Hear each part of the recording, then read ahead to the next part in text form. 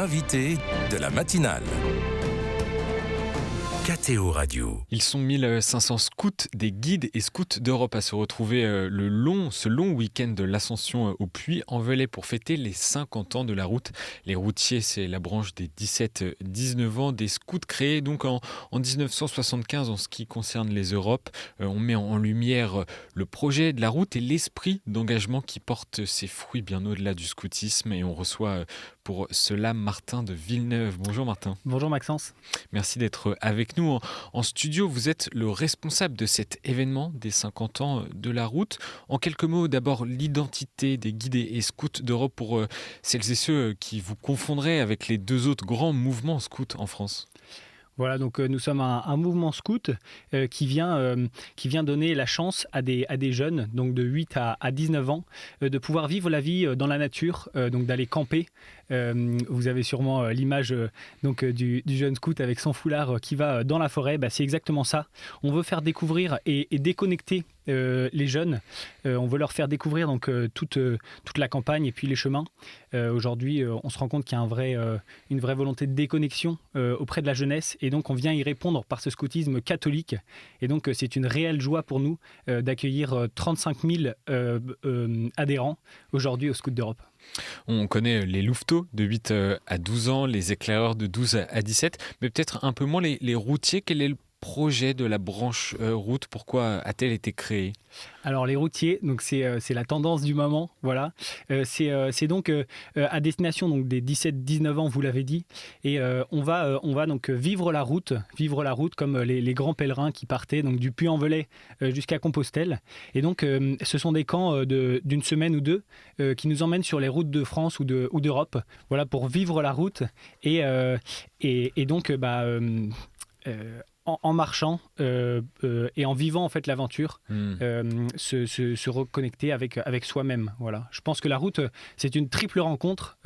On se rencontre nous-mêmes, on rencontre les autres avec qui on marche, et puis on rencontre aussi le Christ qui est donc sur notre route. Voilà. C'est ça les piliers qui structurent la route, c'est ce que vous venez de dire?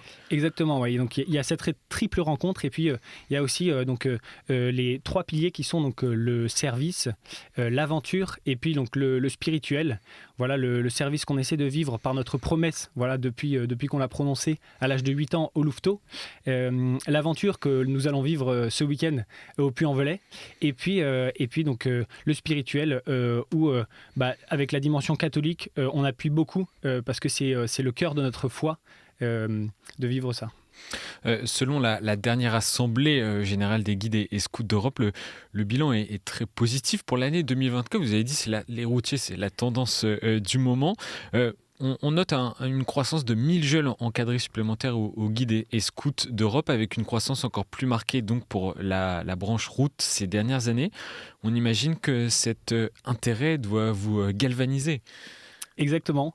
Nous sommes beaucoup à nous engager pour cette route, parce que vous l'avez dit, nous avons une croissance inédite depuis 4 ans à la route, plus 25%. Nous sommes très fiers de ça. On a dépassé les 3000 participants à notre rendez-vous annuel à Vézelay. Donc en novembre, et donc c'est quelque chose, oui, qui nous motive et qui nous donne toujours l'envie de faire plus, et c'est ce que nous allons réaliser ce week-end au Puy-en-Velay, avec donc l'aventure, le service et le spirituel que nous allons pousser à fond.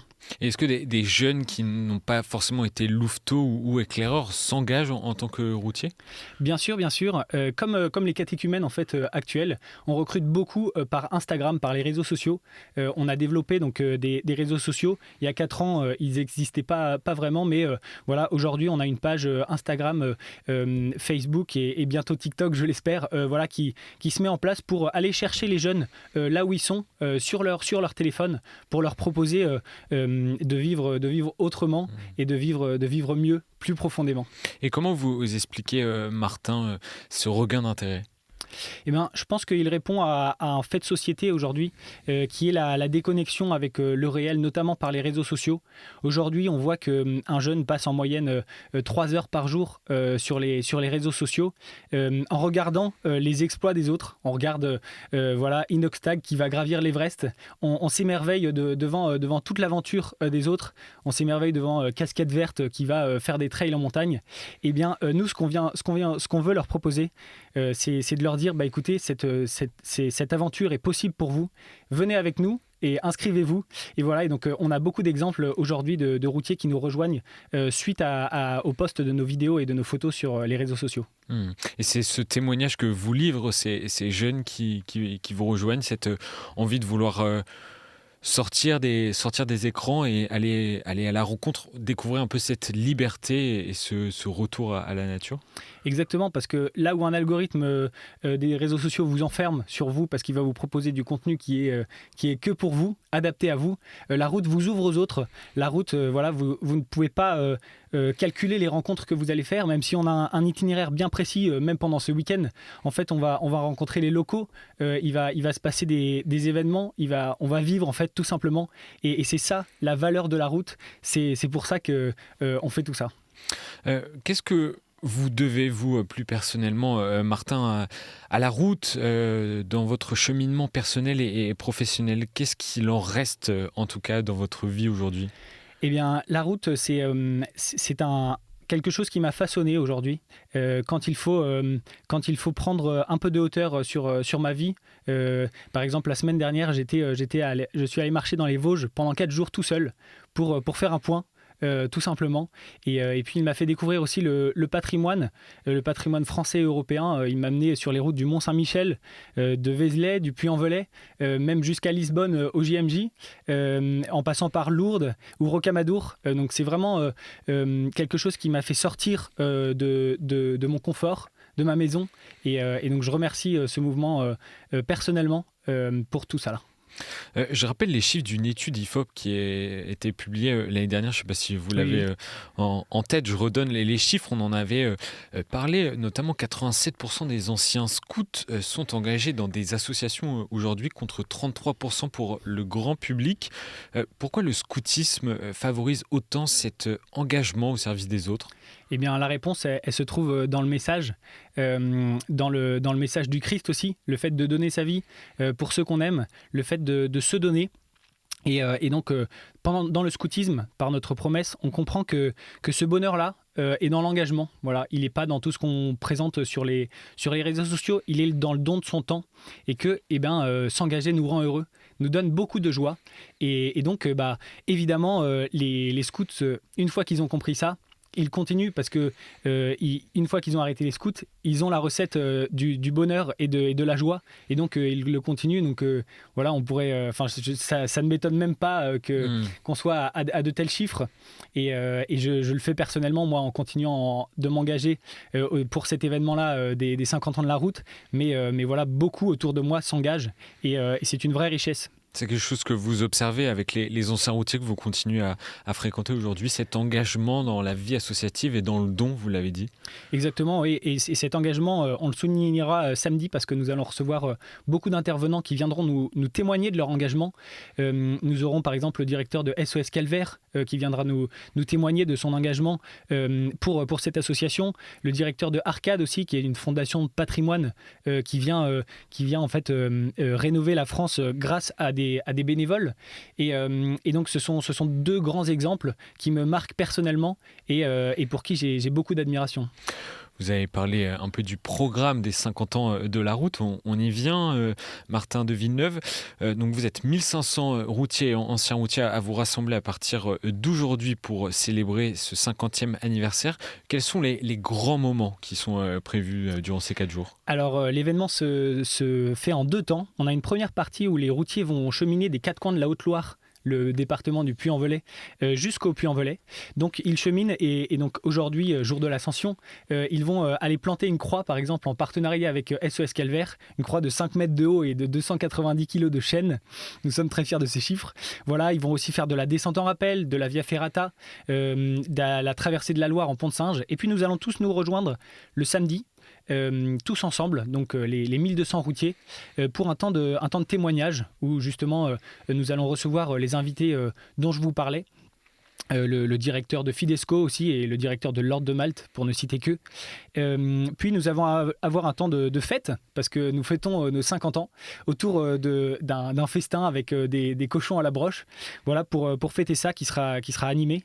Et puis nous allons partir en procession vers la cathédrale du Puy-en-Velay, pour confier tout ça à Notre-Dame de France, à la Notre-Dame de la Route, à la Vierge Marie et puis au Christ, confier les 50 prochaines années de notre existence et de la route. Et puis voilà, le lendemain, une messe sera célébrée par Monseigneur Bock-Marten, l'évêque du Puy, avant de rentrer tout joyeux dans nos contrées. Il y a la tradition qui veut que quand vous arrivez sur le parvis de la cathédrale du Puy-en-Velay, vous chantiez le mythique Kyrie de Gueux. Vous pouvez nous dire en 2 mots qu'est-ce que c'est ? Exactement. Alors le Kyrie des Gueux, donc c'est un chant qui a été composé pendant la Première Guerre mondiale et que nous avons l'habitude de chanter tout le temps à Vézelay. C'est ce qui fait c'est notre record de vues sur Instagram. Pour vous dire, voilà, c'est vraiment le cœur de notre événement. Et donc c'est un chant qui exprime que nous les gueux, nous les pèlerins en fait, n'ayant rien parce qu'en fait la route dépouille, nous venons nous présenter au Christ, pauvres que nous sommes, et donc nous allons gravir les nombreuses marches de la cathédrale du Puy-en-Velay en chantant donc ce mythique Kyrie des Gueux. Ça va être un moment très fort et que j'attends personnellement avec beaucoup d'impatience. Vous pouvez nous en chanter un bout ou pas ? Voilà. Oh là, marchons les gueux, errants sans feu ni lieu, bissac et ventre creux, marchons les gueux. Super, merci Martin pour avoir poussé la chansonnette pour nous et pour nos auditeurs. Une dernière question avant de vous quitter. Qu'est-ce que l'on peut vous souhaiter pour ces prochains jours et cette marche et cette rencontre qui vous attendent ? Alors d'abord, on peut nous souhaiter la joie de la camaraderie, la joie de la fraternité entre routiers, la joie de la rencontre avec les autres, et puis la joie des rencontres avec les locaux aussi. Qui verront donc des pèlerins catholiques sur leur terre de la Haute-Loire. Donc je pense que c'est la première chose à nous souhaiter. Ensuite, il faut nous souhaiter peut-être la rencontre avec le Christ, je pense plus profondément, dans les temps de prière qui seront proposés. Nous avons donc une belle adoration de nuit qui est prévue le samedi soir. Voilà, je voudrais que les routiers puissent être touchés par le Christ pour le restant de leur vie et que ce soit un acte fondateur de leur foi. Je le souhaite vraiment. Et puis il faut nous souhaiter aussi qu'il fasse beau, parce que pour l'instant la météo nous prévoit un petit orage pour la procession le samedi soir, et donc j'espère que si nos auditeurs peuvent prier Sainte-Claire, ça nous aiderait beaucoup. Et bien voilà, le message est lancé. Merci beaucoup Martin de Villeneuve d'être passé dans nos studios.